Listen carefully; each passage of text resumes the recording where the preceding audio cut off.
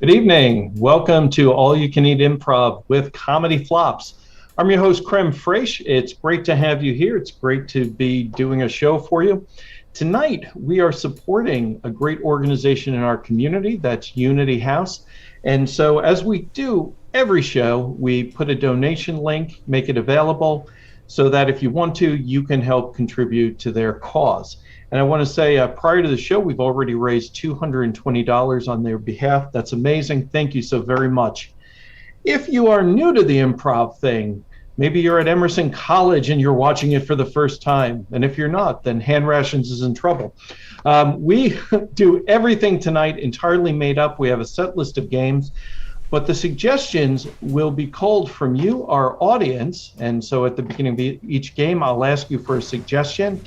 But I have backup. I have my envelope of fun where there are previously written ones I can pull from if needed. So we always keep it going. Want to take a moment now and welcome our cast to the stage. Let's start off with the cast member who is formerly the 1939 Wimbledon champion, and his flop's name is, he's got two now. He's Joe Lobb sometimes, and he's Gerber Rabies another time. Let's welcome both of him. Pretty scary. Let's welcome that flop who is buried deep in the heart of the Sahara Desert. Welcome, Camel Treasure! So happy He barely made it here to the show tonight. He was so busy with his neurosurgery. Unfortunately, it was on his cat. Please welcome Dr. Brainpee, DSB. DSB. And finally, the man who keeps this whole mess humming along. Let's hear it for Rigamarole. Rigamarole. All right. Finally got the escalator. I did, yeah. Yeah, it's good. It's good. There's a set of stairs over here, too. Nice. Oh, he left us. What are we going to do now? I don't know. What we're going to do is we're going to play a game called Karl Barks. And Karl Barks is a game that is based on taking the name of a celebrity or historical figure or even a fictional character and morphing their name into something else. So if our solution, boy, that's bad. If our celebrity or historical figure were Karl Marx, we might say, well, if he were a dog, he's Karl Barks, right, etc. So what I need for you to do is to pop ideas for celebrities, famous people, historical people, fake characters into the chat box, and we will do something with them. But while you're doing that, knowing there's a slight delay in our feed, we're going to get the game started, and I'm going to give them Stevie Wonder. Stevie Wonder. When he messes up, he's Stevie Blunder. When he oh, so go ahead. When he's on his trip to Australia, he's Stevie Down Under. And when he's sick on that trip, he's Stevie Chunder. When he is made of flour, he's Stevie Wonder Bread. When he makes his weapon out of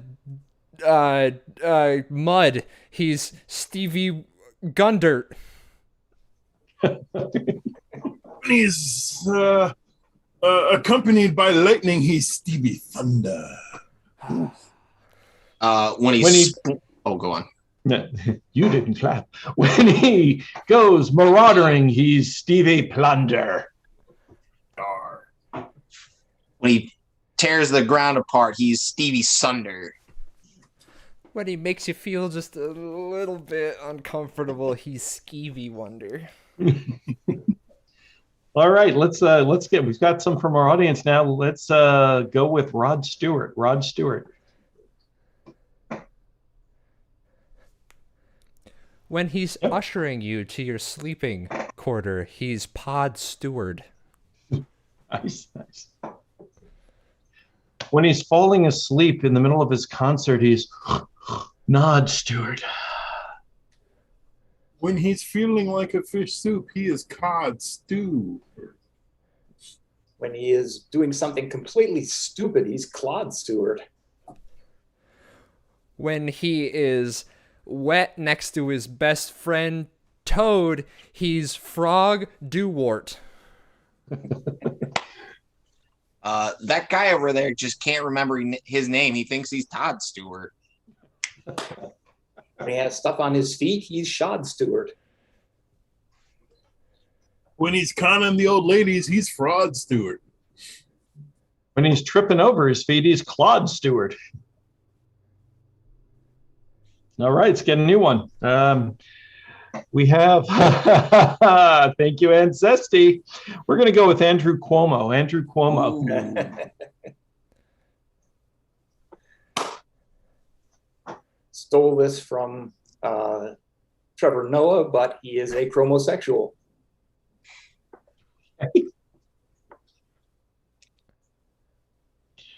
When he's touching you inappropriately, he's Andrew Cuomo. When he gives up in his boxing match, he's Andrew No Mo. He's just really not that interesting. He's Blandrew Cuomo. When he's absolutely afraid that he's missing the biggest news of the night, he's Andrew FOMO. All right, let's go with Reese Witherspoon. Reese Witherspoon. When she forgets to iron her clothes in the morning, she's Crease Witherspoon. When she's in the park, waddling around, trying to eat her ice cream, she's Geese Witherspoon. When she forgets the important cooking element, she's Reese without her spoon. When she's predicting what's happening in the forecast, she's Reese Weather Balloon. When she does that all-time 50s rock that we all love, she's Grease with a tune. Nice. But anyway, when she's doing her clowning in the park, she's Reese with a balloon animal. When she's hanging out with her wacky uncle, she's Neath with a loon. Niece with a loon. One more time. What was that? What? It was niece with a loon. Oh, sure. It's a little chilly in that park, and she's got her fleece Witherspoon. Mm-hmm. And let's do one more. Let's go with how about John Goodman? John Goodman. John Goodman. In Jamaica, he be John Goodman.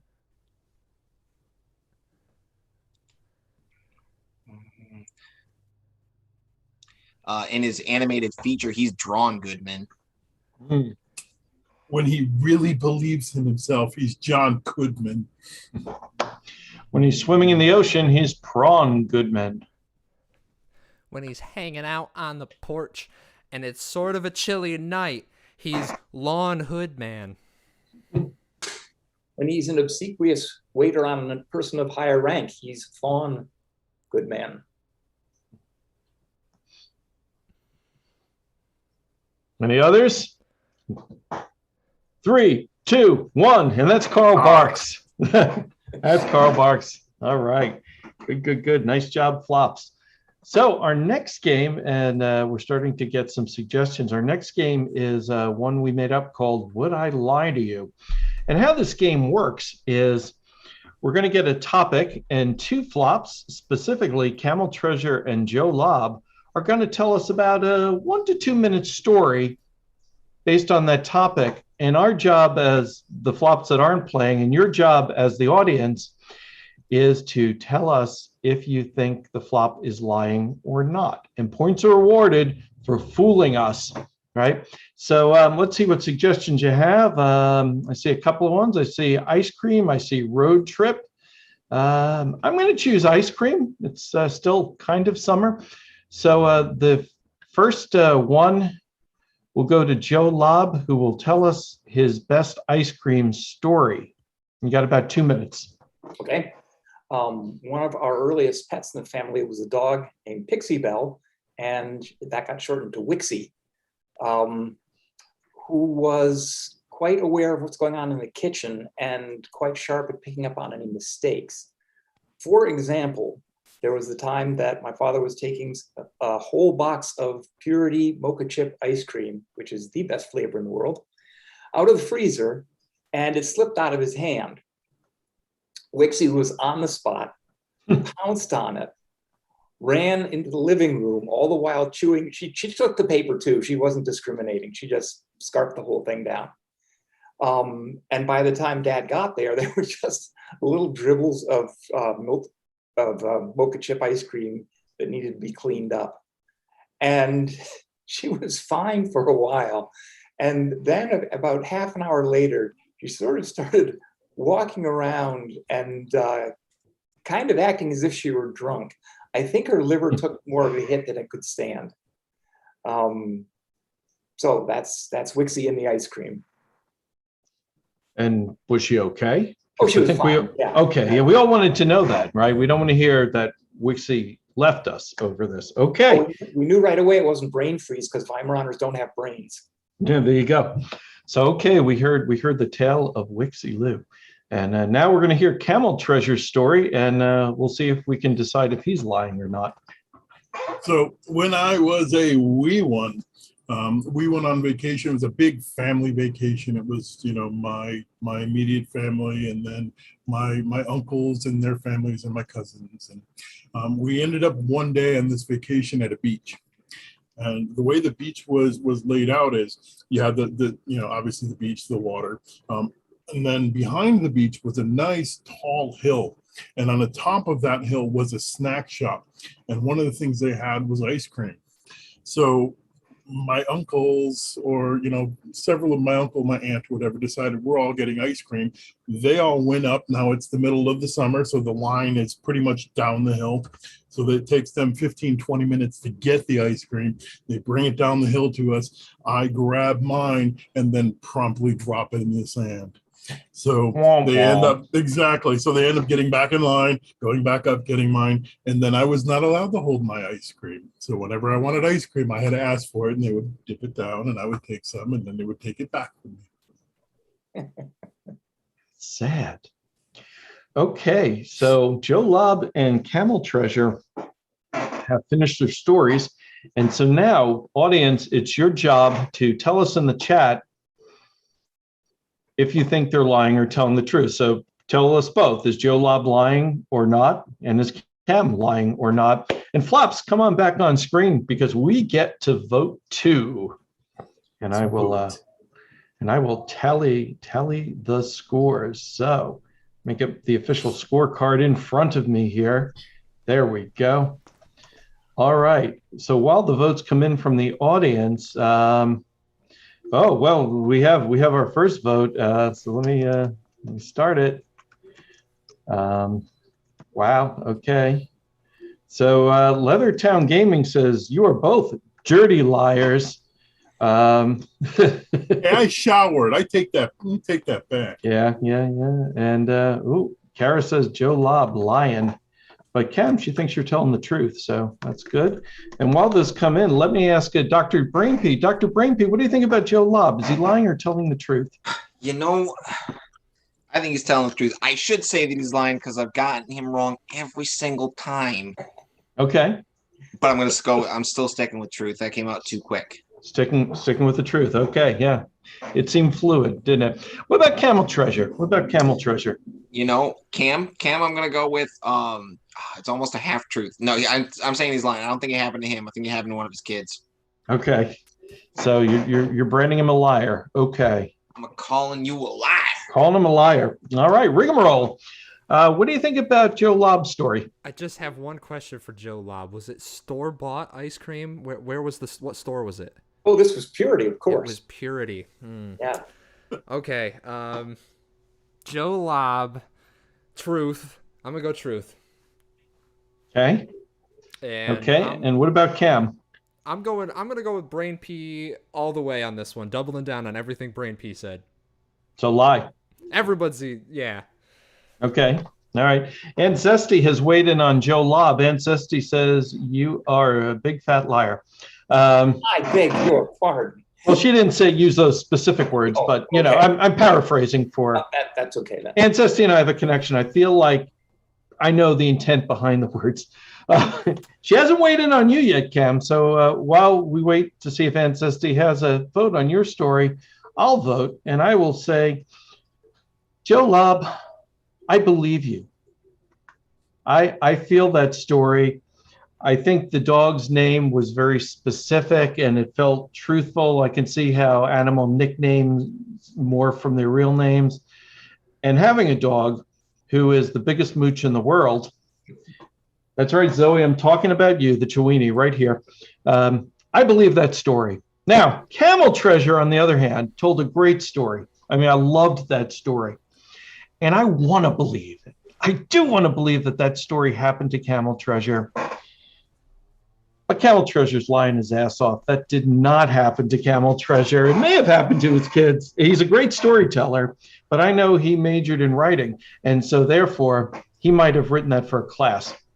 So that's what I've got. I have no final vote from Ancestry on you. I think she's not sure. I think you kind of skewed it there. All right, so let's find out who was lying, who was telling the truth, if anybody. So Joe Lobb, your story, was it true or was it a lie? It was true. It was true. Yep. You had 3 votes for true. You had 3 votes right. for lie. So you fooled, well, let's say, you fooled 3 flops, so you get 3 points for that. And Camel Treasure, what about you?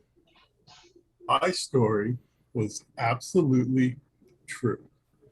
It was true. Really happened. And To the best of my recollection, I was 5, but that's yeah. You know. And interestingly enough, 3 people said you lied, but you were telling the truth. So you also get 3 points. So now we have a dilemma. Now we have a tie. And I'm uncomfortable with ties, right? So now what I want everybody to do, right, we need a winner. So what I need our audience to do is now vote for which story you liked best, right? Whose story did you enjoy more? Was it Joe Lobb's or was it Camel Treasure? It's a popularity contest. Popularity contest. Yeah, that's I right. will gladly cede my vote to Camel Treasure as a likable story. I really enjoyed that. Oh, you're throwing it down. I mean, I cede mine to Joe Lobb because I enjoyed his story. So You two in ties. They I were vote both for Rigamarole. this was the best lie. Well, okay. We have a vote coming in. Let's see if there are any others. It's moving Joe Lobb's. Oh, Joe Lobb. moving Joe Lobb's direction, and our winner tonight is, in fact, Joe Lobb. Well played, sir. Well played. Well done. Excellent, excellent, excellent. Okay. So the next game we're going to play is called 3 Character Panel. And this is kind of an interview game. I'm going to get from the big bag of suggestions or something I pick randomly off the screen, a topic for our 3 characters to talk about. And actually, I have a good one on the screen. In this game will be Rigamarole. In this game will be Dr. Brainpee and Joe Lobb. And each of them are going to do a character, and the character is going to tell us a wonderful story and answer our questions. So the topic for you to think about as you're talking to us, your audience, is going to be road trips. And Joe Lobb, we need you back on the screen if you could. Well, yes, of course. Good evening. I am Snurdly Snordly, and I'm delighted to be on this television program with my distinguished co-guests. And I've been requested to tell you a story about a road trip. Well, the actual best road trip I ever took didn't involve a road. It was in, one of those benighted countries east of Suez, I forget which. And as I was walking along in my tourist shoes, not being thoughtful and prepared, I managed to avoid a scorpion that must have been about 8 inches long. It was a fearsome beast, and it took a swipe at me, and I swung my leg around and got out of the way. And then I took a step with my other foot, and managed to avoid a scorpion easily 9 inches long. And at that point, after I swung my foot away again, luckily escaping a terrible, gruesome death, that was when I became the homebody that I am today. All right. Well, thank you very much for being here. And we look forward to digging deeper into your background and your stories. Next up, you, sir, please introduce yourself and tell us a little bit about you. Yeah, of course. Hey, Nick Gurgles. Pleasure to be here. I don't have a good story to launch off with, but I can tell you when anybody brings their car through here, through my car wash, after a road trip, you bet it comes out squeaky clean. Now, I know I promised to give you my time during this little discussion, but I do have to do some repairs, but don't worry. I'm here. I'm paying attention. I'm just going to be working while I'm answering your questions, if that's okay. Sure. Yeah, no, that's fine. We appreciate hard work. And you, sir. Oh, yeah. Let me tell you a little something about going across the country now. When you're on the road to the Intercontinental Heavyweight World Championship of the title, all right, you got to do a little driving. You got to go across because it's not intercontinental, it ain't interstate, it ain't intercounty, it's intercontinental. You know how long it takes to drive across the continent. As long as it takes for the cream to rise to the top. So I'm here now to impart this wisdom upon you. All right. Well, that's fascinating, of course. And we look forward to hearing more of that wisdom. So what I want to know from your experience, what's the most unusual thing that's happened to you in your life? And anybody can start with that. Oh, yeah. Looks like you've got a story. Sure. Oh, yeah. No, there's lots of unusual things that tend to happen around here. But what's not unusual that you see every week is me coming out on top. Because like I said, the cream always rises to the top. And here I am, always rising. That's something you can always rely on. So know to rely on me when things get weird. All right. Duly noted indeed. And speaking of weird, behind the curtain, what's going on? Or is that the car? Oh, it's the car wash, of course. Yes. Yeah, after I lube these things up, I gotta check to make sure they're still good enough to dry people off. So I gotta go through myself a couple times, then turn it around and do it again. You're asking weirdest thing that's ever happened to me? Yeah. I don't know. I live a pretty normal life. I guess all my childhood pets are still ghosts that wander around here. Really? Yeah, we have a haunted car wash thing going on. Yeah, but I don't know. That's not that weird, right? I mean, everybody's got a couple of ghosts following them around. Oh, pretty much. What? Yeah. You know what? A guy comes through here every week. This is gonna get you in stitches. I promise. It's gonna get you in stitches.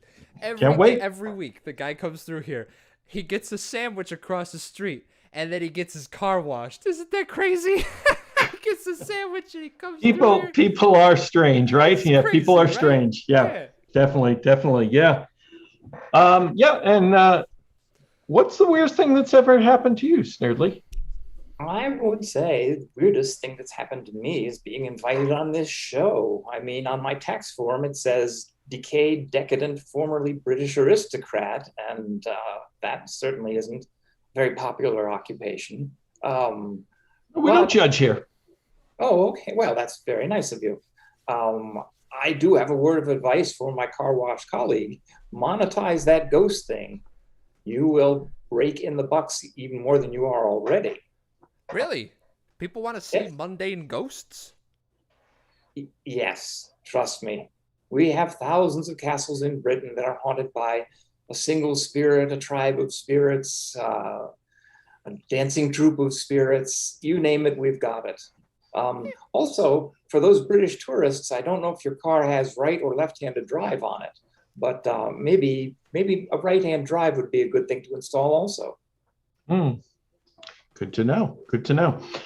Well, one of the things we like to do on our program, of course, is benefit from your wisdom and life experience. And so what advice, just good general life advice, do you have for our audience out here?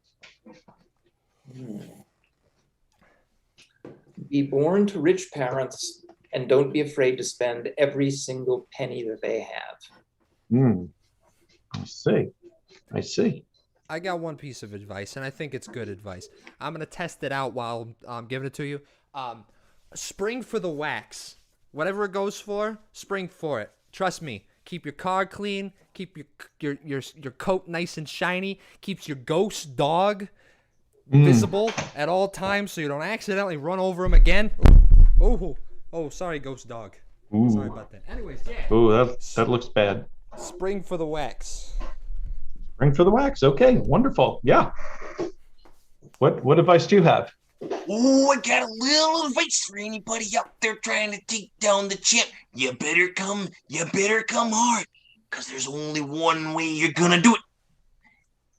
And there's no way, because I'm the best. Come at me if you got it, but see if you're strong enough to take down the Intercontinental Champion. Yeah.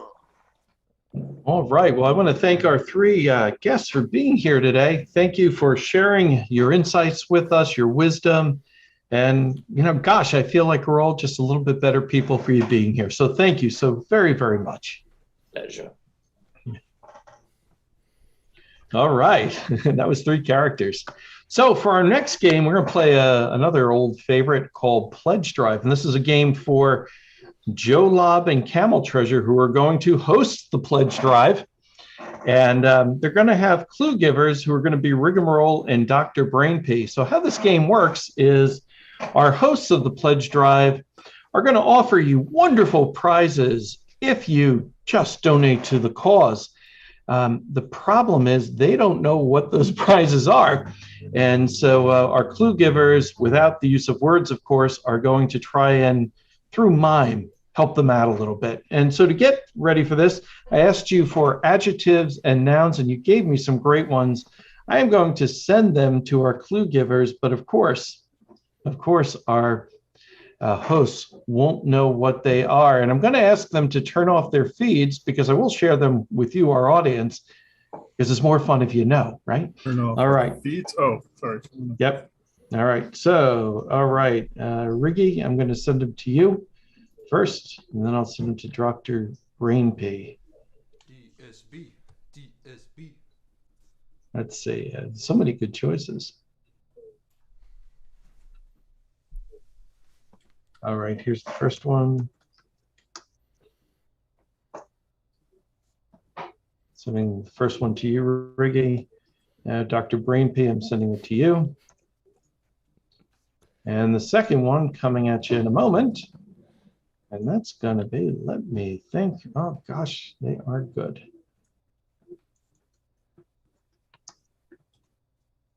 Here's the second one, Riggy and Dr. Brainpee. The second one. There you go. Got him? Yes, sir. All right. And for you, our audience, here's the first one.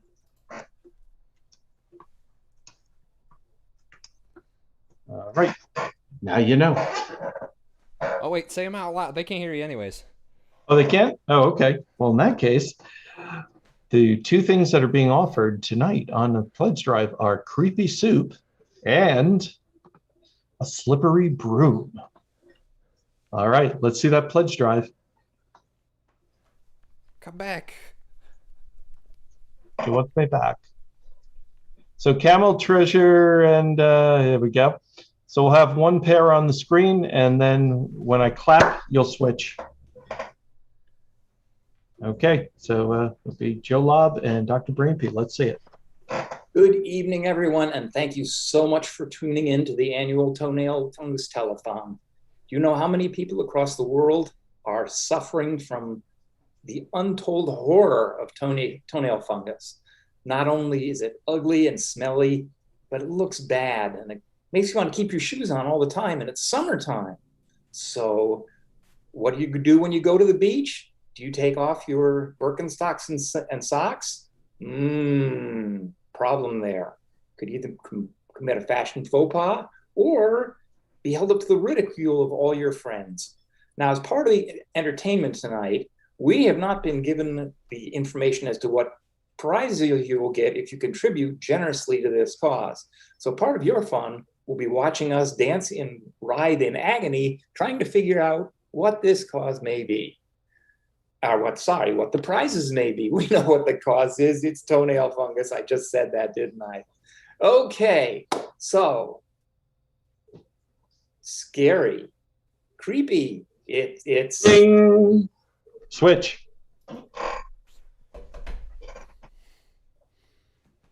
Oh, it smells pungent.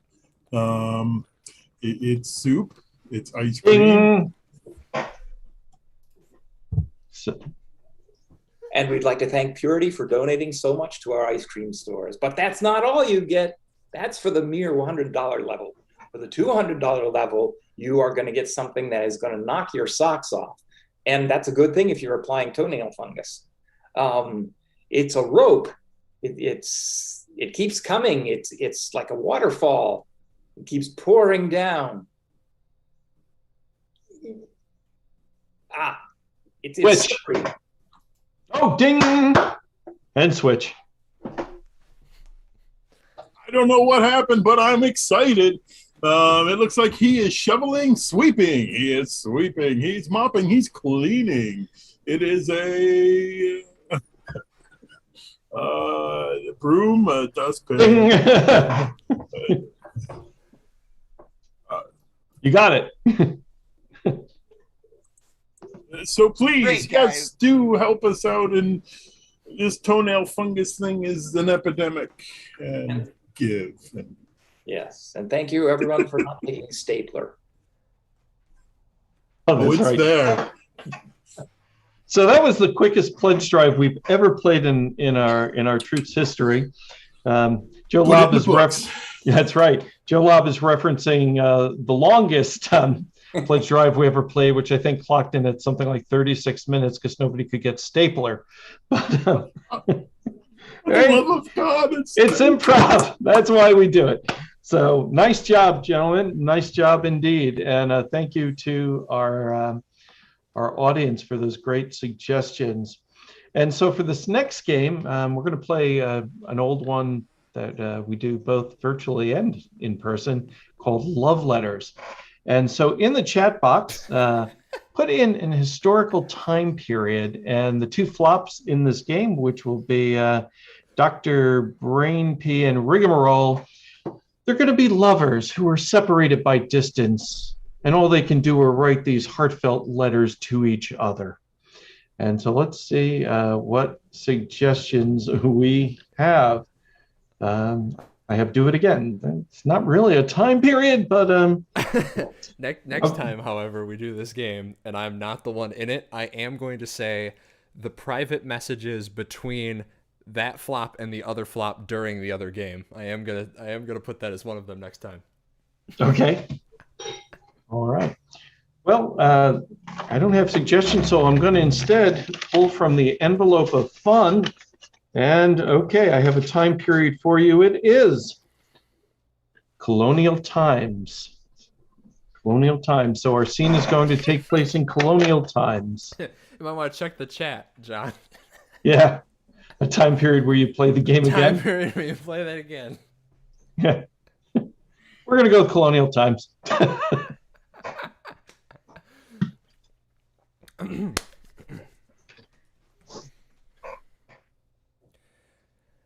My dearest Isabel, I find myself up on a stage most nights. I find myself hawking goods to the communities that we're meeting along the way. The indigenous people are willing to give money for any sort of cause, provided we give them a slippery broom, or a creepy stapler, or a creepy bowl of soup. I find I'm good at this. I've started developing a serum. I call it snake oil. And I'm sure it's gonna go big. It's gonna go far. I hope this finds you well back in the motherland. Yours truly, Cedric.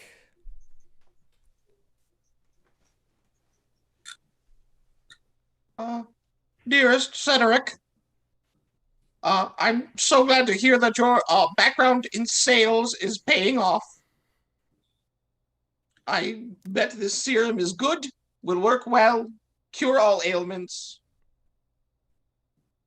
I'd like to hear more about this soup, though. I am a very big fan of recipes, as you know. And what is a slippery broom? What have you done with this broom? Why is it slippery? This is my question to you. Please respond, Isabel.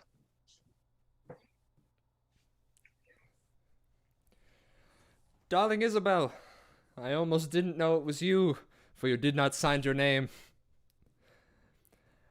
The slippery broom is as it is described, a broom that has been greased. The young children that we are meeting along the way love to take it and play a game where they shove rocks with it, and the broom slips from their hand, and when it hits a tree, it's a goal. Now the creepy soup, I will admit, I'm not sure what's in it. That is part of what makes it creepy. There's something round, sort of gelatinous, resembling an eyeball. But I'm sure it's not. Although I am dreadfully aware to touch it to my lips unless I dump tons of snake oil on it. I'm telling you, you could put this on anything and it would taste delicious. I'm thinking of changing the name of it to barbecue sauce, putting it in bottles and selling it on roasted dog. Yours truly, Cedric the Barbecue Man.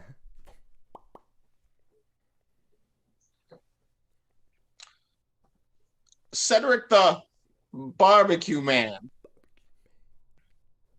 1. I did sign my name. Can you not read, Cedric? Have you been drinking too much of the snake oil? Could you not see the end of my letter where I said my name, Isabel? I wrote it. I'll write it again for you. Isabel. I put a lot of eyes on that one. Can you read all those eyes, Cedric, Mr. Barbecue Man? 2. That does sound like a fun game. And that soup sounds creepy. 3. I don't know. Barbecue? What is this barbecue? And why must it go on hogs? Because hogs are like, well, they're just hogs. They go around. They do, I guess maybe they do seem tasty. But I'm not sure about the name.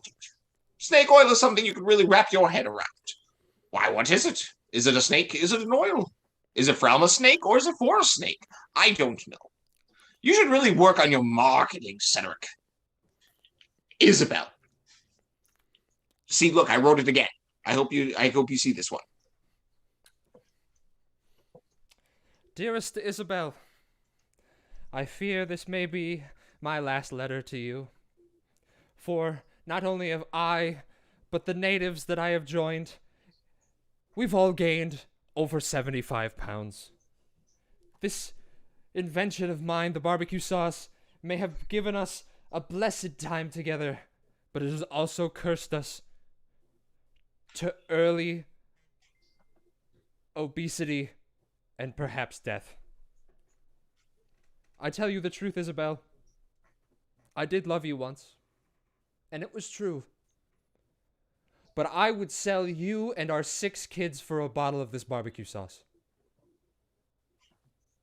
Speaking of which, we're going on an expedition. I may have to eat Jim, but he'll sure taste good with barbecue sauce. Love. The Barbecue Man! Cedric.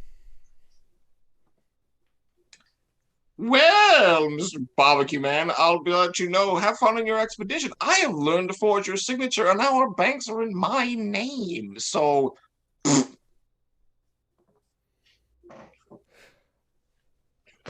Isabel, I don't need money when I have barbecue sauce. Cedric. Oh, I'm sorry, it's greasy. Other way.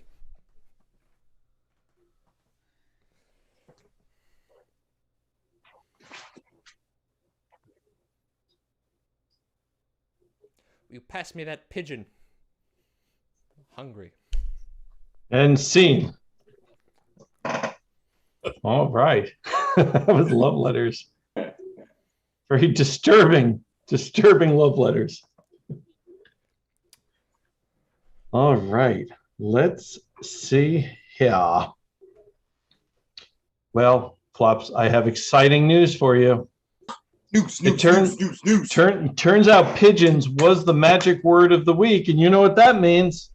It's time to play Cabbage or Camel. That's right. And boy, do I have a good one for you tonight. And so for our audience who may be seeing Cabbage or Camel for the very first time, Cabbage or Camel is a game where we take an everyday object and the flops have to tell me if they think that object is a cabbage or a camel. And so for you tonight, I have Shakira. There's Shakira. She's holding a baby. And the question I have tonight is Shakira cabbage or camel? And I'm going to start with Rigamarole. Rigamarole, Shakira, cabbage or camel? I'm just checking with the camel for a moment. Okay, hold on. Hey, I can check with the cabbage too. Wow. I am checking. Yes, I'm checking with the cabbage right now. John, did we up his medication? I thought you were doing that. I've consulted Yeah. the cabbage and the camel. They both had great insights. Mhm. One of them said, "Ooh, baby, when you talk like that, you make a woman go mad." And I'm not gonna tell you which one it was. But clearly, one of these hips don't lie. And that's gonna have to be. I leaned that way, but I meant to lean this way. That's gonna be the camel. So you say Shakira, camel. Camel. Camel, okay. Riggy says camel. Joe Lobb, what do you think? Shakira, cabbage or camel? Strong arguments for both sides. But what it came down to for me was the element of exoticness. Cabbages are kind of, you walk into Wegmans and we walk into Walmart, and you walk into any place, just any old random spot, you see cabbages. You do not see camels usually. Although I have heard reports that a camel once was spotted at Walmart. But that's the outlier. I don't know. I guess the best way to find out would be to get all three together and see how well and how far they could spit. And I'm betting on Shakira that she would spit more like a camel than like a cabbage. So I'll go camel. Okay, that's another one. That is Joe Lobb saying Shakira, camel. And Camel Treasure, Shakira, cabbage or camel? I'm sitting here and I'm listening to these two guys, and I can't put my finger on it why they're just so freaking wrong. It's very clear. When you listen to Shakira, Shakira and the Cabbage, they're very similar in that Shakira's music is very layered. Very layered. There are just so many different layers that you can listen to the same song and hear something different each time. Just like a cabbage. The cabbage is so layered that, if that outer shell is kind of damaged, you got to just peel that layer off. You don't like that one. And then you've got this nice, beautiful cabbage. So Shakira is definitely a cabbage. Cabbage, okay. Going in a different direction than Joe Lobb and Rigamarole. Dr. Brainpee, what do you think? Shakira, cabbage, or camel? Now, Joe Lobb, he's using the right pool of evidence on this, right? But what he's not doing is, he's obviously not applying the Missy Elliott theorem when he needs to be. He needs to put his thing down, flip it, and reverse it. Because when you go to a Walmart, what two of those things are you most likely to see? You're going to see cabbage, and you're going to see Shakira, because that's what's going to be there. All right. That's why Shakira, Cabbage. All right, it's both there. That's where you're going to find a much more clump density, as you can see in the chart here. There's a much higher density of you seeing Shakira and a Cabbage than Shakira and a Camel. So that's where my proximity argument. I see. Well, it's interesting. So pretty evenly split on this topic, and interestingly enough, so is our audience. Ancestry says Camel with those come hither eyes, and Kara says, well, it's rude to refer to a beautiful woman like Shakira as a camel. She's obviously a cabbage. And so for those of you who have said camel, I will explain to you why you are tremendously wrong. Now, it's all a well-known fact that the Black Eyed Peas had a song called My Humps. So if I had been holding up a Black Eyed Peas CD or a Fergie CD, the answer, in fact, would have been Camel. But this is a Shakira CD, right? She's not talking about her humps. So therefore, the answer is obviously Cabbage. Shakira, Cabbage. Point of order. Hips are humps only in a 90-degree rotated direction. I hear your point. Unfortunately, this game doesn't have points of order. Shakira is Cabbage. Point of order. I say we institute a point of order system. Denied. I would like to point out. That is Evolution. Tonight's episode of Cabbage or Camel. But that is not all for this set. No, it's not, because it is time to play a game we haven't played in a while, but we like it. Hope you'll like it. It's called Heaven's Gate. And in Heaven's Gate, we have two hopefuls that are hoping to get the last spot in heaven before it's full. And the two folks that are going to be trying to convince me as St. Peter are Rigamarole and Camel Treasure. They're going to try and convince me that they should get that last spot in heaven. And of course, as we traditionally do, we're going to ask you, our audience, to vote on who has made the more convincing case. And I'll let the flops vote too. So I asked for information about how these poor people died. And barbecue sauce was a theme of this. So yes, it's true. Rigamarole died eating too much barbecue sauce. Gluttony, never a good thing. It's one of the 7 deadly ones. And sadly, Camel Treasure also did something foolish by ingestion. Yes, he was taking horse medicine. Seems to be a lot of that going around, and Cam fell victim to it. And so sadly, we lost him as well. So let's begin the game, and I will wait to see who's going to approach the gate. Oh, welcome. How did you get that up here? I never go anywhere without my Sweet Baby Ray's. Comedy Flops brought to you by Sweet Baby Ray's. Sir, not really. We have a very clear no props policy here in heaven. All right. How about this? One more hit, and then I'll get rid of it. I'll be off it for good. One more hit, I'll be off it for good.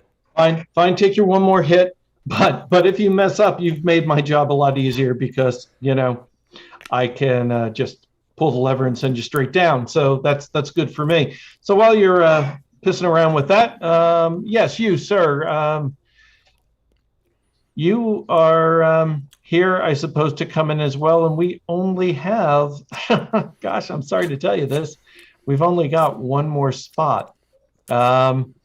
I see you've gone invisible, but I bet you can talk to me still. Hello, my name is Brock Feltman. Well, Brock, you're taking this whole ghost thing a little too seriously, but... Wait, did you say Chalk Beltman? I heard Croc Weltman, but... Brock Feltman. Oh, So- okay, yeah, Chalk Feltman. I'm not exactly sure why I'm here.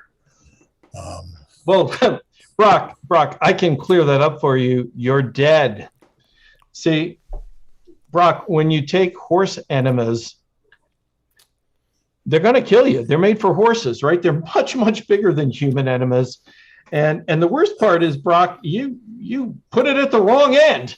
And so that's why you're here. And what we're trying to figure out now is, do you actually get to come in? So ponder that for a minute. I was misinformed. You think? That's Oh my very God. clearly This not is actually starting my to burn fault. my hand. I'm gonna go get a napkin. So Brock, why should we've got one spot left up here? Why should we let you in? Well, very clearly, as I said, was misinformed and was not told that it was horse medication. I see. I was told that it was barbecue sauce. I thought it tasted a little bitter, but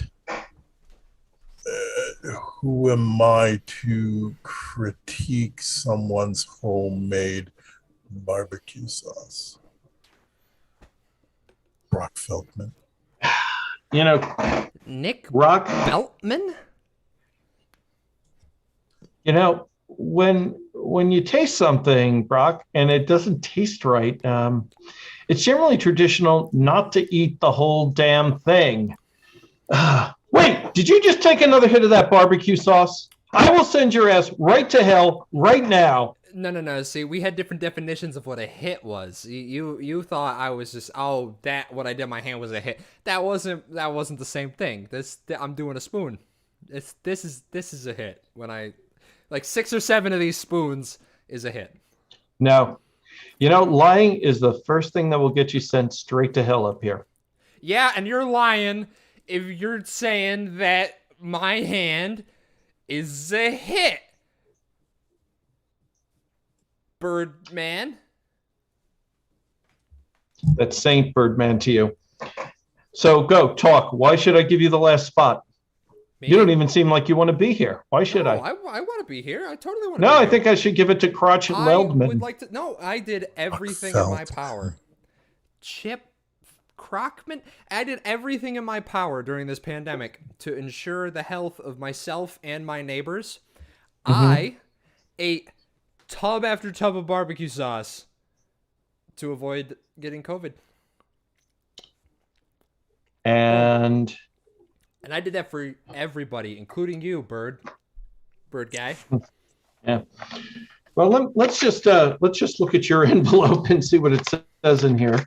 It's gonna say I'm the most delicious man inside and out. It does, in fact, say that.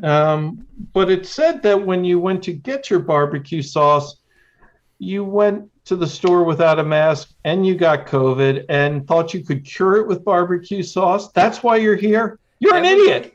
Everybody knows. Everybody knows that you don't need a mask. And I know you're saying, "Oh, there's another hit." It's not a hit. I'm demonstrating safety protocol here. Put that in your mouth. Straight to hell. No, Straight I'm not to gonna hell. put it in my mouth. Straight. I'm not gonna put it in my mouth. Okay, I'm not dumb. Goes Okay? anywhere near your face. Straight to hell. No, you're not letting me demonstrate what safety is. Okay, if you let me demonstrate what safety is, If safety involves putting that spoon with barbecue sauce in your mouth, I'm pulling the lever. I told you it's not going in my mouth. I'm telling you, if I rub this on my lips and then go to the store, I can't transmit any diseases. That's science, bird guy, but you wouldn't know anything about that. So what I do is when I go to the store, I don't need to wear a mask because I do this.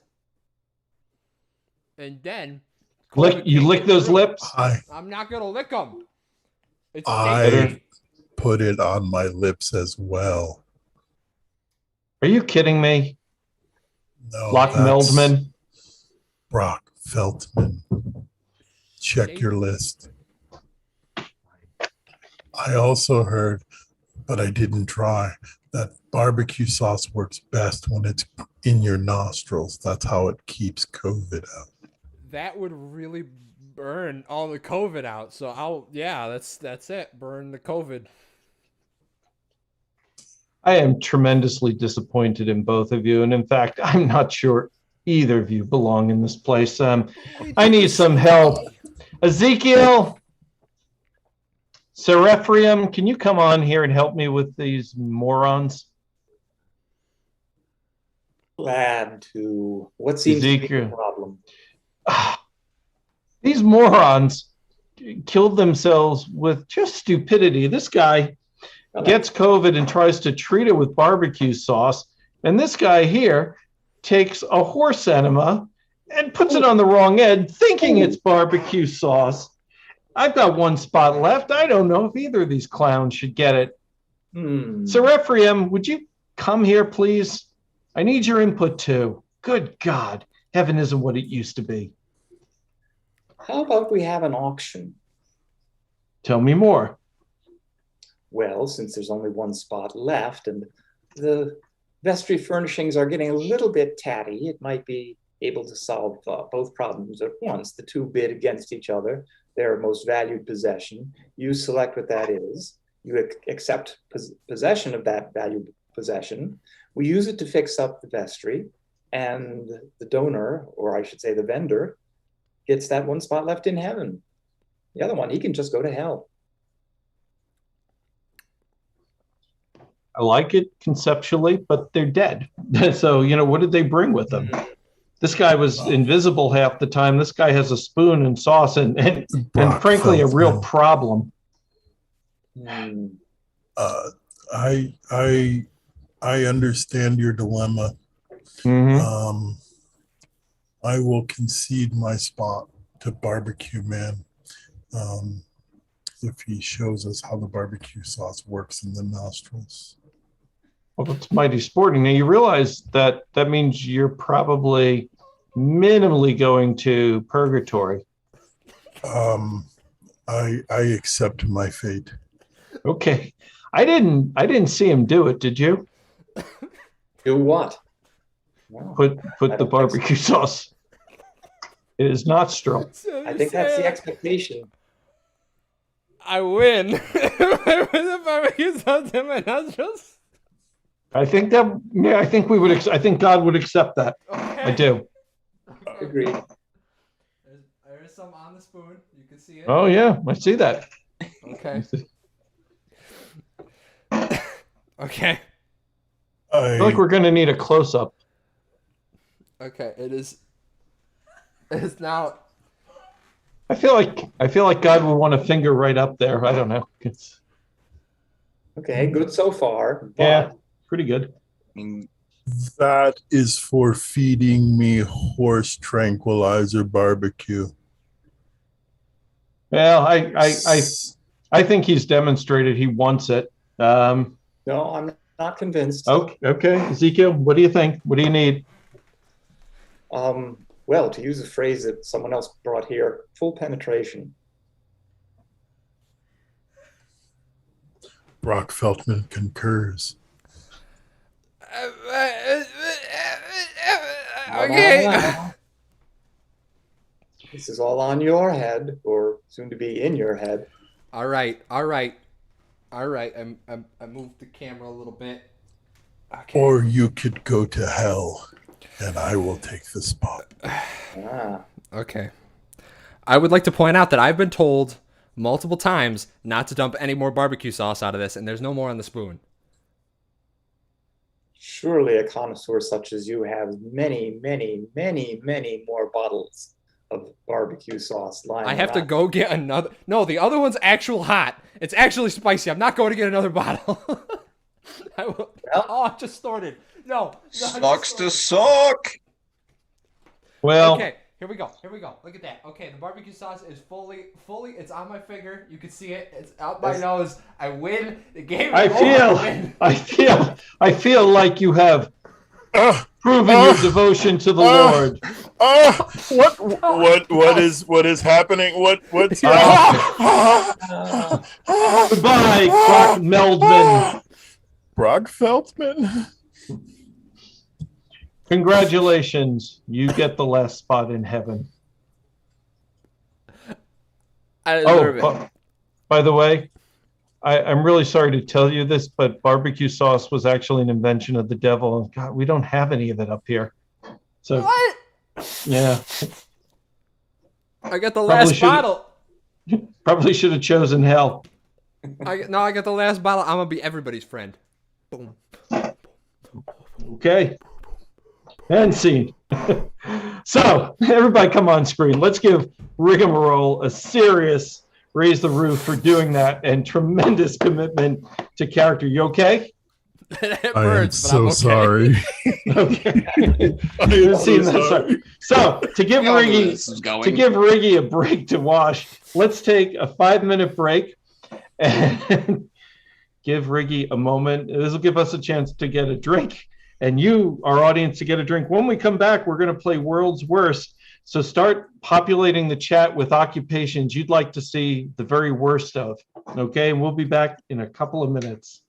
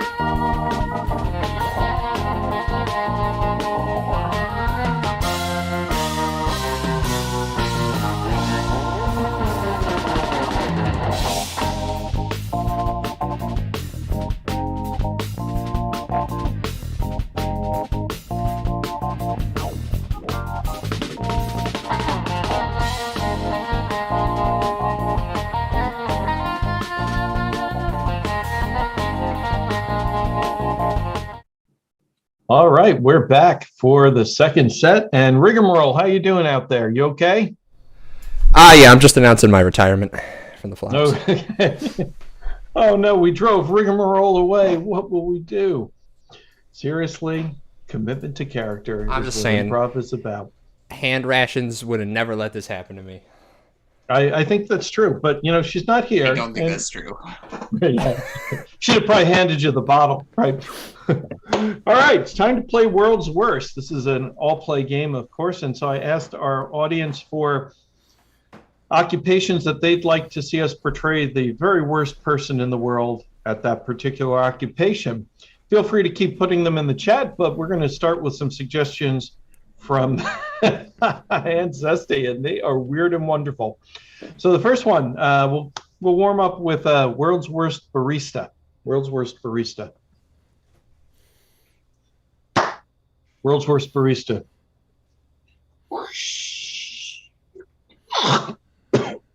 Here you go.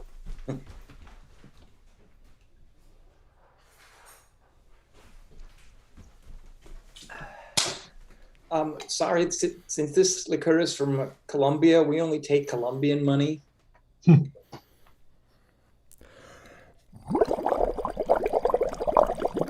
What? Oh, boba tea. I thought you said bubble tea.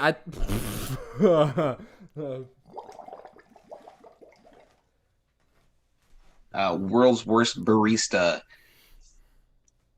I got a something for somebody. Hey, you. World's worst. Karen, you're going to need to wait a few more minutes. Oh yeah, do you want that shaken or stirred? Oh yeah, shaken. I bet.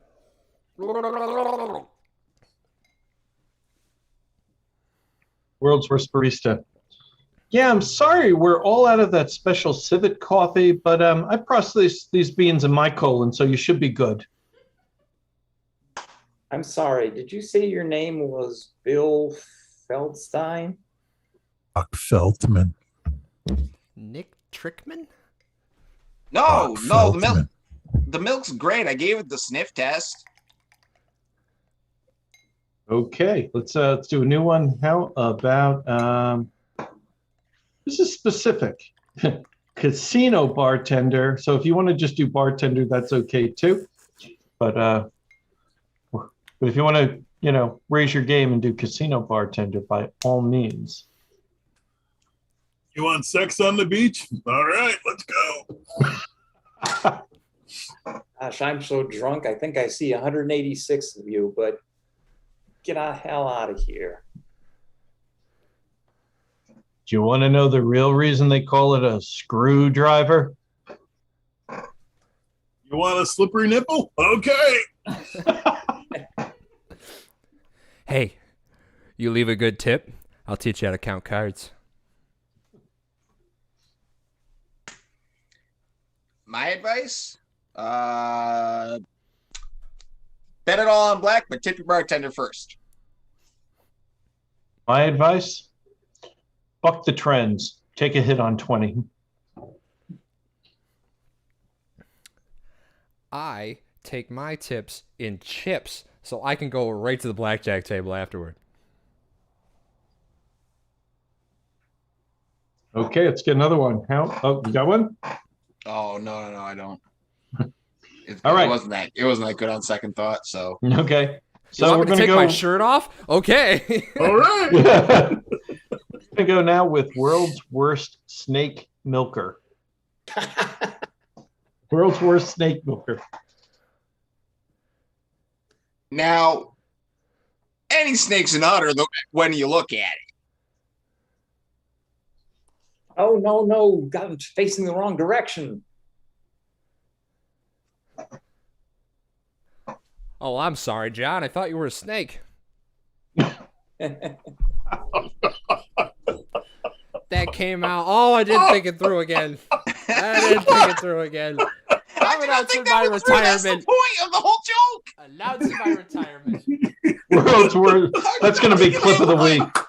I'm putting that out as clip of the week. World's worst snake milker. Oh, choke Riggy. This isn't 2%. Oh, oh, that was cold. I should just stop the game there.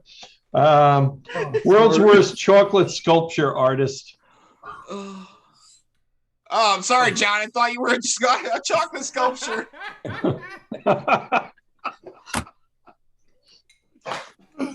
World's worst sculpture artist. Mom, leave that alone. You can't eat that piece. I need that. I was talking about the penis. That's a World's blind worst Joe sculpture. Riggy. Put the heat up to Chocolate 182, sculpture would artist. you? Wait, what was that? It's a little chilly in here. Put the heat up to 182, will you?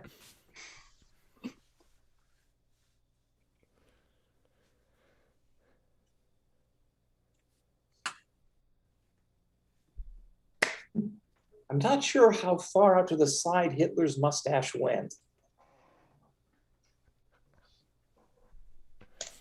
Oh yeah, this is 100% organic. I made it this morning.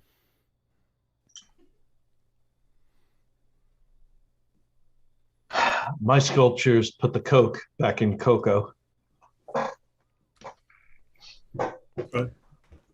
Why do they keep censoring my chocolate sculpture of the Washington Monument?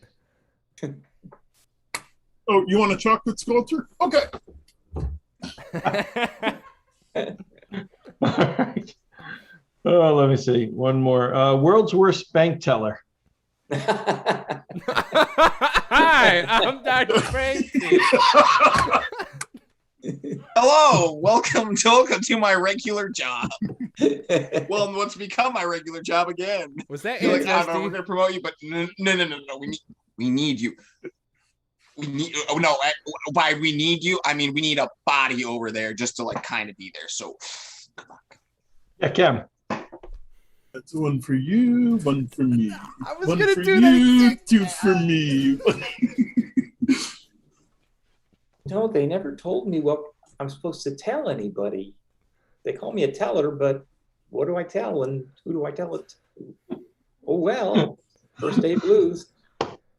World's worst bank teller. I see in your future There you dark go. and terrible things. You will go broke, probably because I will steal your money. Oh, cash? No, we only take card here. Yeah, I'll take your word for it. Cash? No, we only take Riggy here. Ricky coin. Why, yes, we do take Bitcoin. Give me your arm. I'm sorry you had to wait so long, but you were in what you thought was an individual line. The common feeder line is way back there, out to the parking lot. Just take a left. You can't miss it. All right, I'm going to give you one more. World's worst gardener.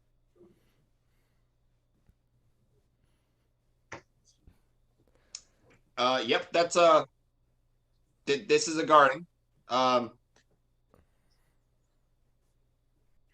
Yes. What, you want me to actually weed your garden? No, that's not the way this works. I work more with natural gardens. The weeds help the vegetables grow. Oh, well, I'm sorry I hit you with a shovel, John. Thought you were a snake. I get that a lot.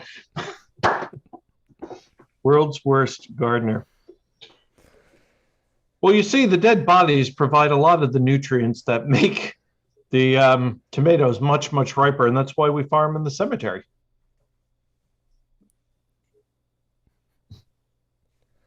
Oh, you see, officer, the decomposing bodies provide a lot more nutrients for and that's why I moved all the corpses from the cemetery to here. Well, I brought my hoe and my gardening equipment.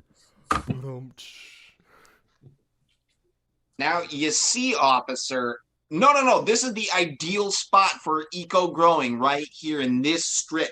Okay. Well, that's why I had to dig it all up in the middle of Central Park. Okay. This is the ideal spot. I mean, what am I going to do? It's a brand new form of composting. Well, it's a natural supplement. We call it hoop. Oh, what is it? It's human poop.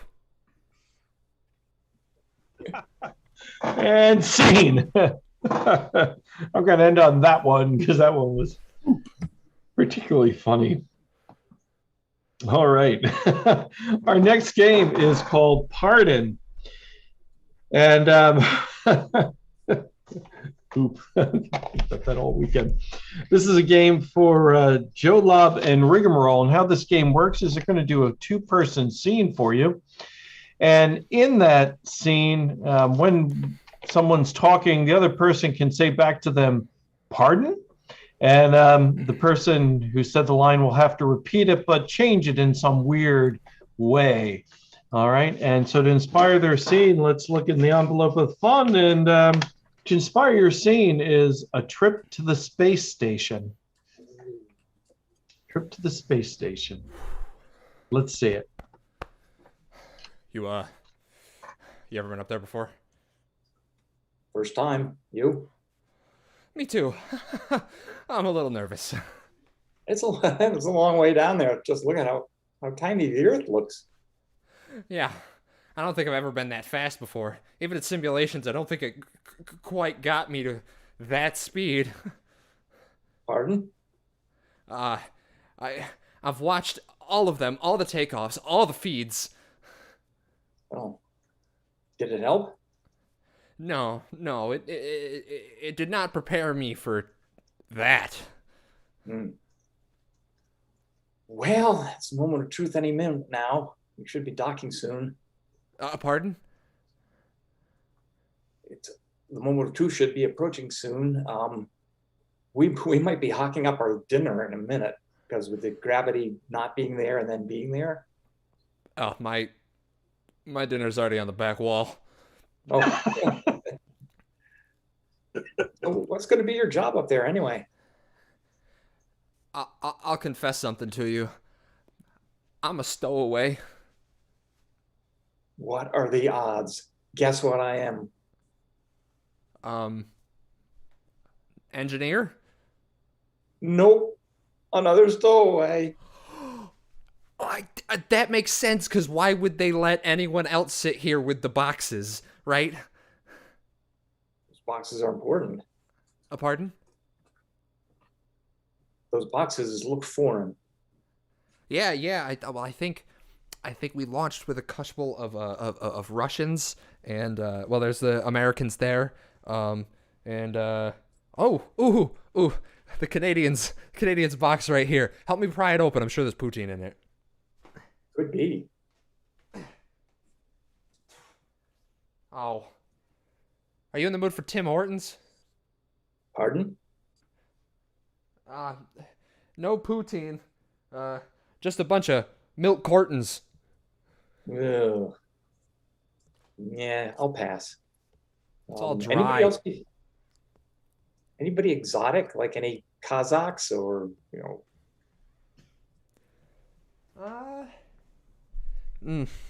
Sorry.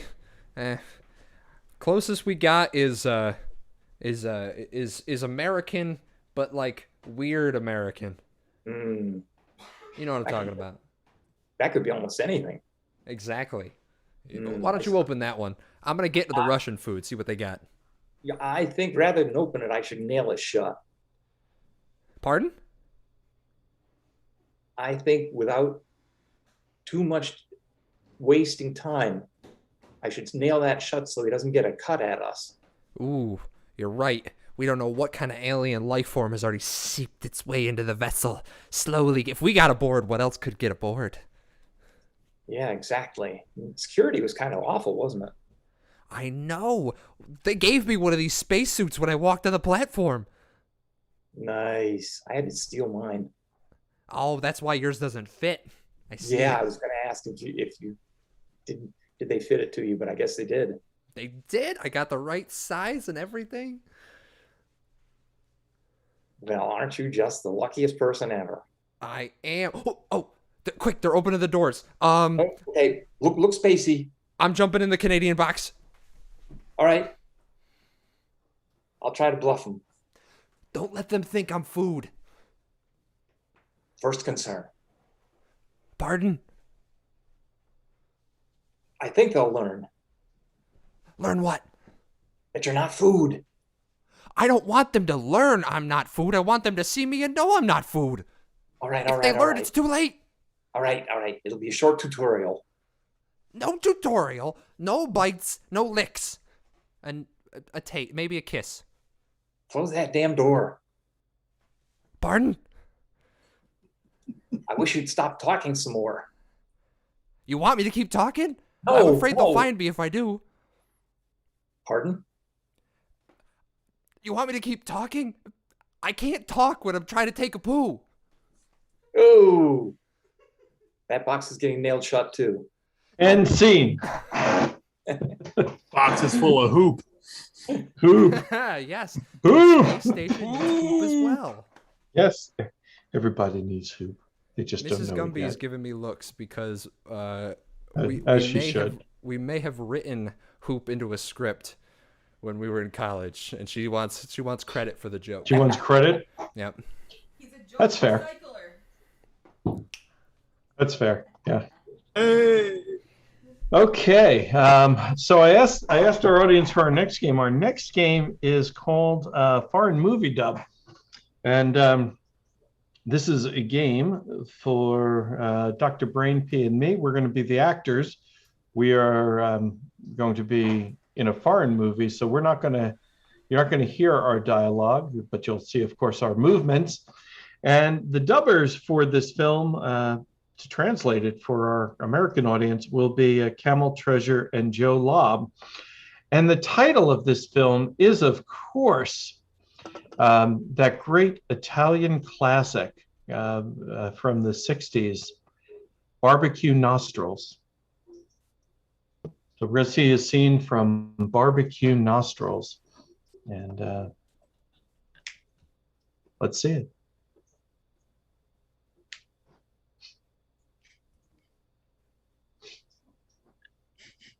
Sniff.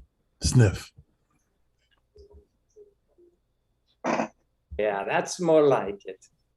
Dive in. I smell nothing.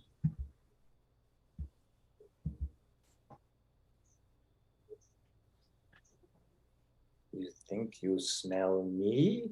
This is an insult. An insult that cannot be forgiven.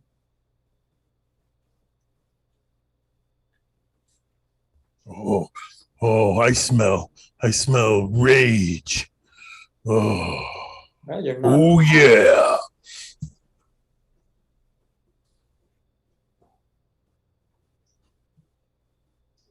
That's how much I worry about your rage.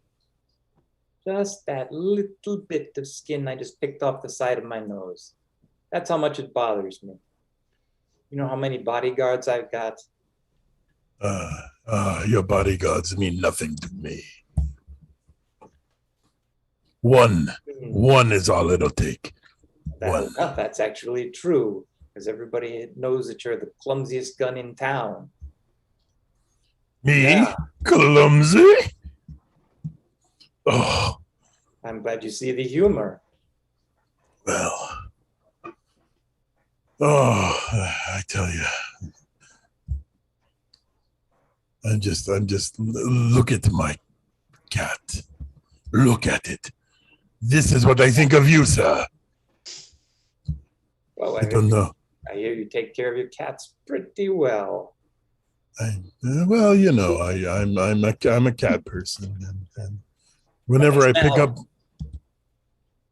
well, I mean, yeah, of course, but we love them, and whenever I talk about my cats, I get this outrageous accent. I see. That explains a few things. But the offer's still open if you'd like to join my organization. What about your ketchup packet policy? we're pretty lenient on check it. Pardon? Yes, we're we're pretty lenient on catch-up policy packets. Oh, Free to good, issue good, your good. own. You can use ours. You can use the ones from that other gang across town. All right. What do you feel about barbecue sauce? We got some people who are really fine with the old traditional stuff, but most folks are okay with the modern stuff too. So that also kind of doesn't matter. No. Let me think. I mean, barbecue sauce is good, but what can make it better? That's a question we've wondered about for a long time. We tried adding barbecue sauce to barbecue sauce. Didn't work. We tried adding watermelon juice. That didn't work. We tried adding hydrochloric acid, and even that didn't work. Oh, wait. Do you know what I just noticed? You have extremely large nostrils. Well, it's from years of sniffing barbecue sauce. Ah, there it is. Excellent. Think we can cram a ketchup packet up there? I did that when I was a kid. 2 years old. Oh, so you're a professional then? No, I gave it up. Why? Why would you do that? That is such a fine profession. Have you ever sneezed a mixture of snot and ketchup? Well, of course. I mean, look at my nose. I should have guessed. Well, it's just pretty awful. I can understand that. But still, we should be able to market this. I'm thinking, get ourselves a barbecue sauce chain. So you're talking with adverbs like ourselves and we. Does that mean you accept my offer? Oh, yes, of course. Okay, you start to work Monday. Strict dress code policy. Excellent. Will you be providing the barbecue sauce, or do I have to bring my own? You bring some, we'll bring some. We'll fool around and see what happens. Okay. It's a deal. Arrivederci. Ciao. Ding, ding, ding, ding, ding. All right, that was foreign movie dub. I feel hungry for barbecue. Weird. I know. All right, so it is time to get all the flops here on the screen, because it is time for a Flops favorite, a Flops original. It's time for that Hulk they call 15, where the Flops have to do 15 of something, and I will tell them what that something is. Push-ups, go. One I can do. Now, Rigamarole, it's not quite that bad. And so this is a time game. I'm going to give them a category, and I'm going to time the first flop, who will have a chance to name 15 of something. And then the other flops will try and beat that time. Sometimes it's really easy to beat that time. Sometimes it's really not. So let's get the timer here going, if I can. Oh, it's not working. My phone is failing me. That's what I have for having a phone that's 6 years old.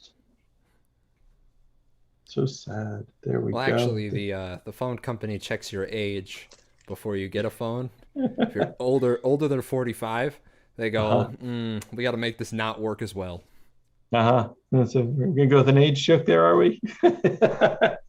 This is fair. his final show, after all. Yeah, that's actually fair, considering we made the man before I leave.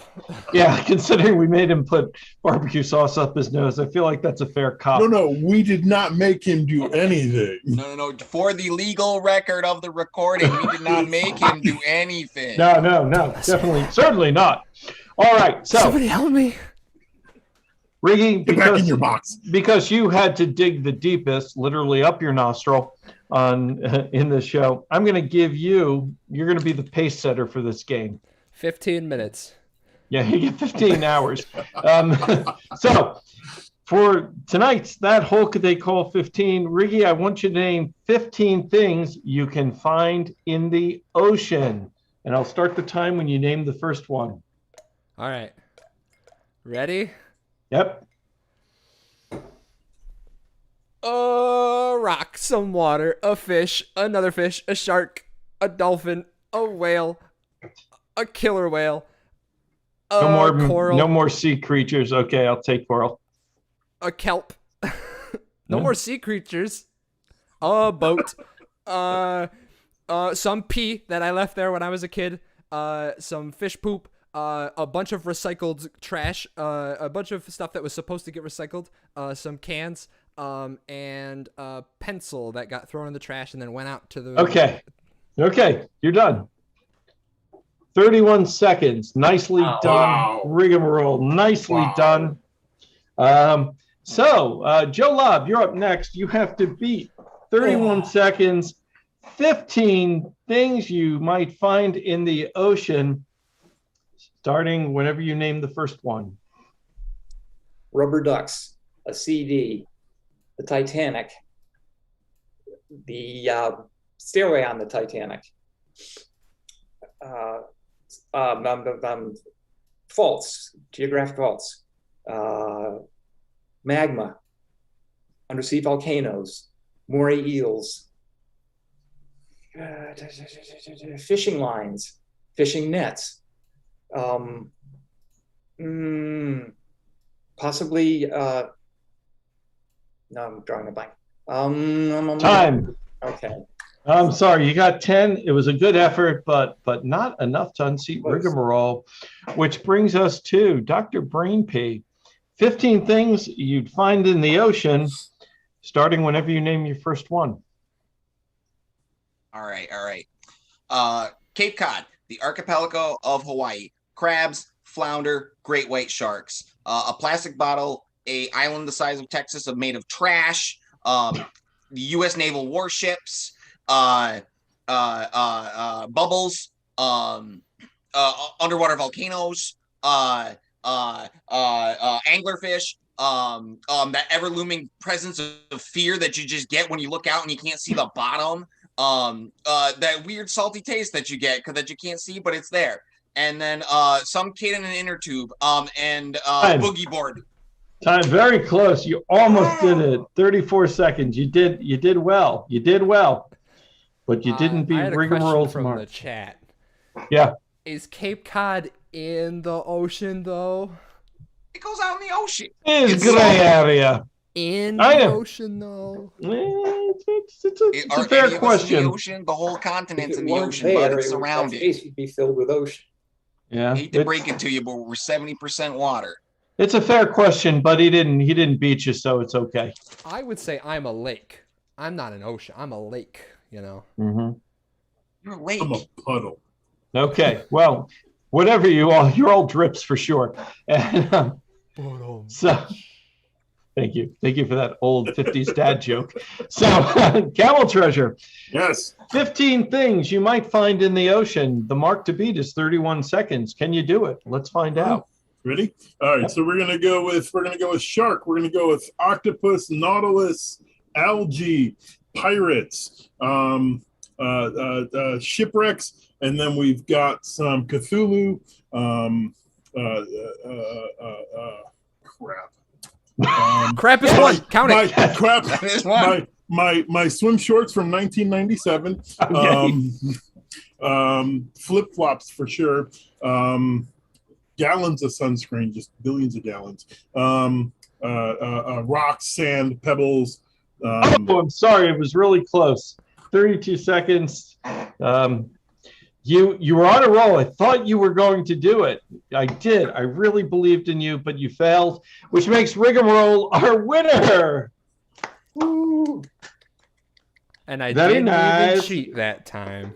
Very nice. All right. I have time to write it down. That's why he made me go first.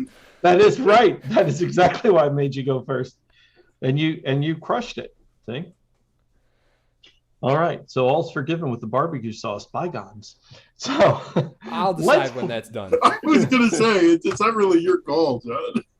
it's not. All right, we're going to play a game called Monologue into Scene. So I'm going to look in the chat for interesting comments, and one of our flops will do a monologue on that topic, and when they're done, two of our flops will do a scene based on that monologue. So the monologuist will be Dr. Brainpee, and the folks doing the scene will be Camel, Treasure, and me. And so let me find a topic to inform the monologue from our good friend, Dr. Brainpee.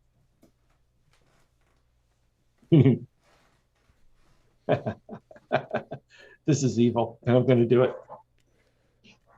I'm going to take the comment, LOL, Aunt Zesty.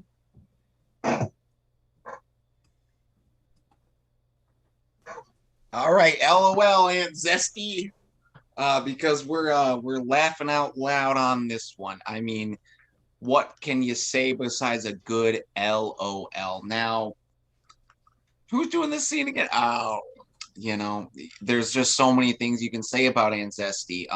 She's mom number one. As opposed to everybody that's watching this, she is now your mom number one. If it's not your real mom, that your real mom's not mom number two. Just putting that out there. It's there now. But yeah, so I mean, there's plenty of things. It could be, just there's so many things when you just LOL with Aunt Zesty. There's just so many things, But remember, it's all a good time until somebody loses a wiener in the campfire, okay? Because we roast marshmallows with Aunt Zesty. We have a moving burn pit that goes around the house, just burning out the stumps, because we don't pay for those stumps to get removed, because that's dumb. All right, you know how much it takes to get a stump removed? You ever call a contractor and be like, hey, can you come down and take a stump out? Like, 2 hours in the afternoon? You know how much that costs? Like $1,000. To get a stump removed? Yeah, no. When you could just burn it all summer for free. So that's what you got to do. And here's the thing: when you're there, and you get a hot dog on a stick that you found in the backyard. Maybe a stray cat peed on it. Maybe they didn't. I don't know. Who's to say? But you get that stick, you shave off a little bit, you put a wiener on it, and you put it over the fire. Nothing feels better than, LOLing with Aunt Zesty until you didn't put it on right, snaps off, and you lose your wiener in the fire. And then what are you going to do? Well, go in the house and grab another one. But you also lost one. So everybody does have to make fun of you. And that's when you really, really LOL with Aunt Zesty. Michael, why did you call the man to pull the stump out of the yard? I told you I'll call him after I finish my wiener. No. You're not supposed to call him. We're stump burning people here. We burn our stumps.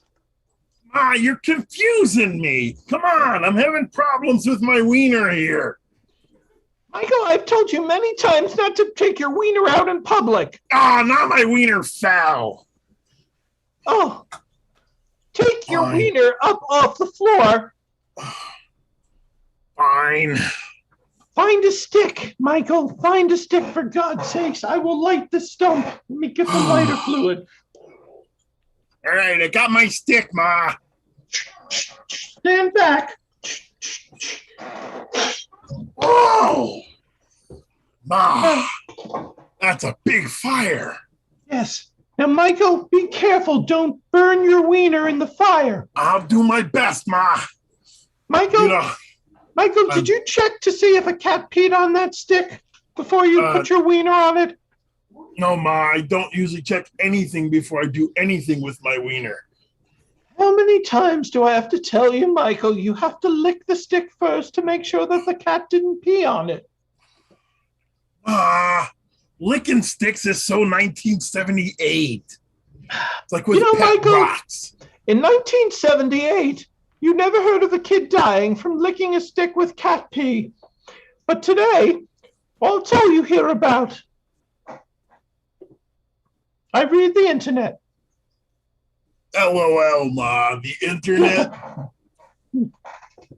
What do you read it on that phone of yours? That phone that you got that you know. Michael, don't you mouth off to me about my flip phone. Fine, Ma. I know your flip phone is great.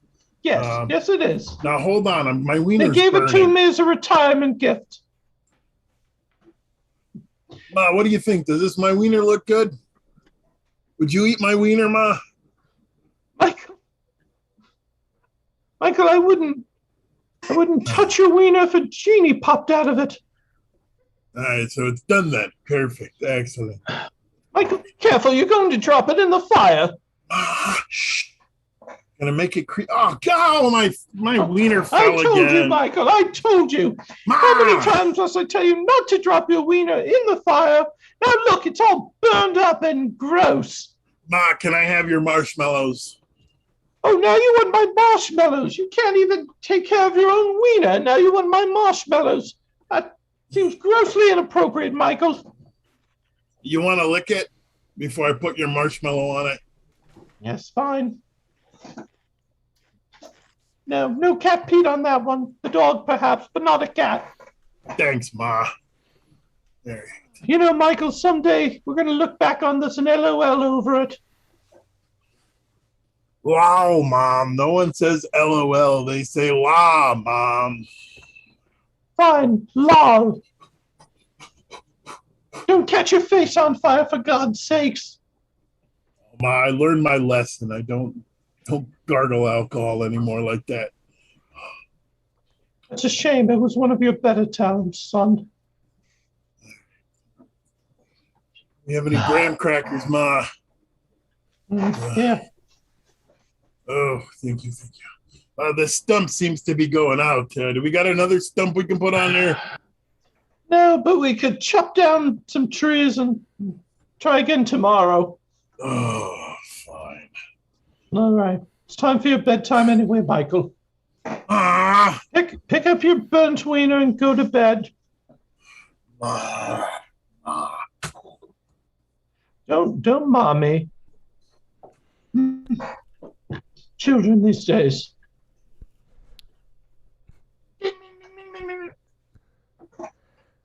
All right. That's a true story. That actually happened to 100%. Yeah, 100%. All right, that was monologue into scene, and a weird one it was. And let's see if Ancesti wrote any comments. Ancesti writes, "That's how we roll." We love you, Ancesti. We burn those stumps. It's expensive. That's right. That's right. Well, it's time for the last game of the evening, and the last game is, of course, the Van Bortles. Oh, Wedgeworth, I see you're here. What have you been up to? You know, a little this, a little that. Yes. Well, be careful what you say. I see Josephilus is here, probably writing it all down in his imaginary book. You know it, baby, only it's not imaginary. Yes. Oh, tell us about your publisher, Josephilus. I am so intrigued by it. I think I'd rather not share it in a room where it obviously hasn't been swept since the last gathering. Oh, yes. Where is that made? Yes. There was some weird rumor involving taffy, and I thought I'd best check it out. Taffy. Taffy? What is a not Taffy. a weird rumor involving taffy? Taffy? Oh, God, Taffy, what have you done to yourself? My What God! could you ever mean? What did I do to myself? My Clean God. yourself up. You have you been smashing your face against a wall, Taffy?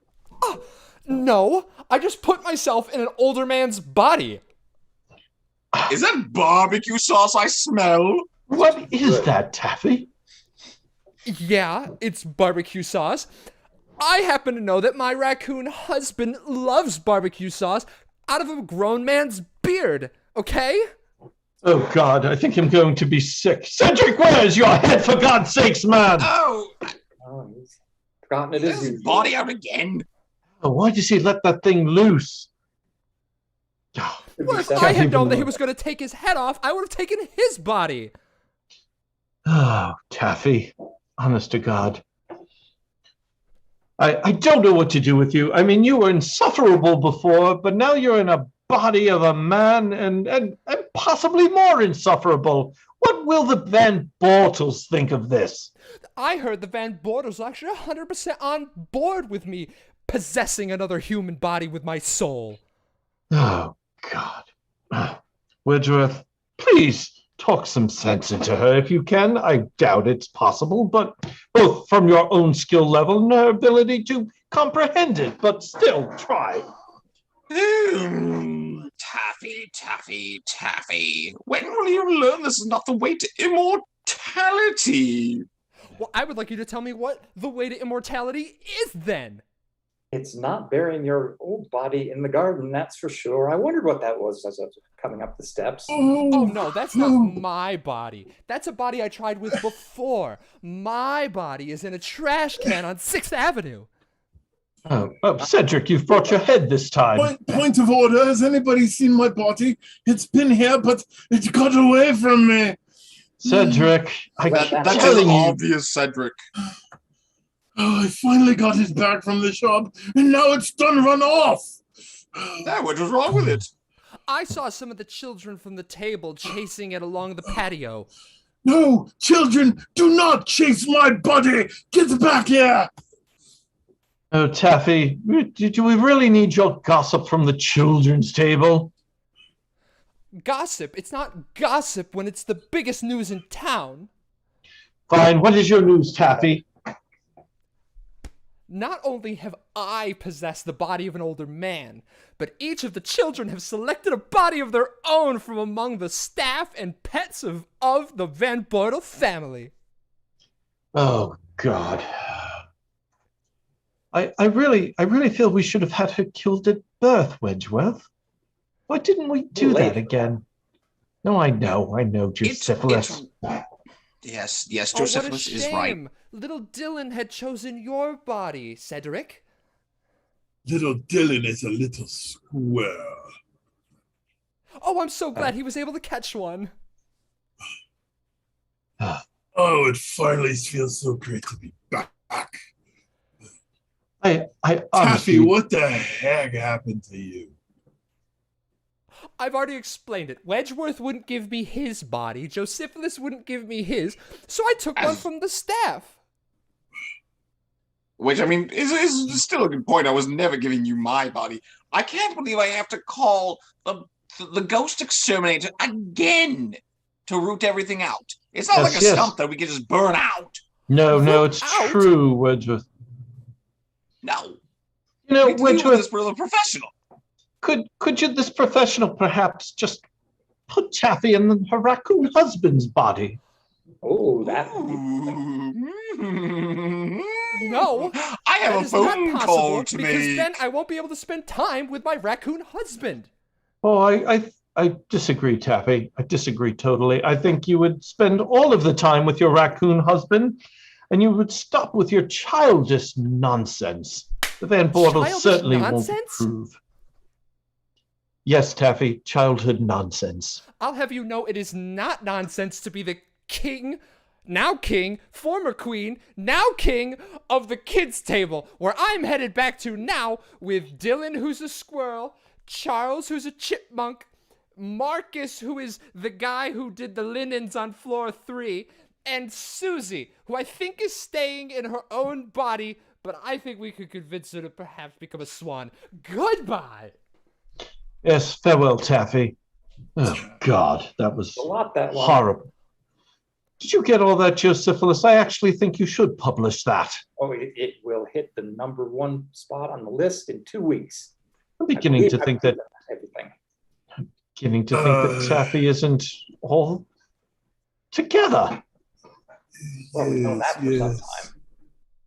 time. Well, I heard that, and I would like you to know that it is still technically all together, even if your feet are actually duck feet, okay? Yes, yes. No, over there. Yes, yes, over there. That's one. Yes, you see, and then the chipmunk and the squirrel and yes, all of them. Yes, just get rid of them. Yes, yes. Okay, Yeah. thank you. We're not $1,000. ghosts. $1,000 each. Well, just too taffy Good day, then. I sir. don't. No, just charge it to the Van Bortles. At least get taffy back to normal. I have to go rub some salve It's on never my normal. neck. All right, It was- all right, Cedric. Cheerio. This has been a total disaster. I'm going so- home. Ugh. Well, I'm glad I. Ugh, I cannot believe I have to pay for this. Where's the Van Bortles corporate card? Very interesting. All very, very interesting. My next yacht. All right, that's the latest episode of the Van Bortles, and that is our show. And props to Rigamarole for embodying taffy this show. She's the I can't best wait for- character of the bunch, isn't she? Yeah, I can't wait for hand rations to see this. Ari, if you're out there, tell her. Tell her. Oh, Ooh, gosh. Cedric, I like your mask. I didn't need to sleep tonight. No, Oh, he's the green man. All right, that is our Pretty show for the Thanks. week. Probably for the month. Who knows? We'll be back at some point in the Forever. future. And if you haven't checked out this month's charity, which is Unity House, please feel free to do so. You can send them in a little love. We appreciate it. The donation link will be live for about 2 more weeks. And so you can help out. It's great. We had fun tonight. Hope you did too. And we will see you soon. Bye. Bye. Here comes the spy song. bye. Song.